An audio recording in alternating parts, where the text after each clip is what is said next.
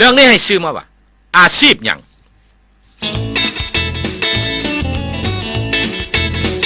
อาชีพหยังตู้สีนางลมกับป้าดีเรื่องดีๆที่ล้มกันคิดได้คิดดีป้าสีจึงถามป้าดีว่าป้าสีว่าอันดีอันลูกเขยโตฮันอันมันเฮ็ดหยังอันคือว่าอันออกบ้านแต่เช้าค่ำจึงฮอดเหือนสนใจแล้วป้านี่ก็ได้ทางป้าดีเลยว่าคุณว่ามันก็ไปชั้นแล้วอันน่ะ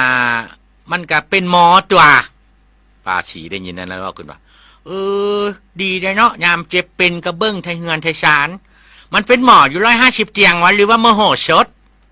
ป้าดีก็เลยตอบเป็นว่าบอกมันประจำอยู่ตลาดเช่านะต้นหนาไปชนีป้าสีเข้าใจแนวหนึ่งเลยตอบไปว่ามันเป็นแพทย์ประจำช้อปปิ้งมอลล์วะป้าดีเลยว่าขึ้นว่าอาชีพช้อปปิ้งมอลล์ยังมันเป็นหมอดูอยู่ต้นกกช้ำชา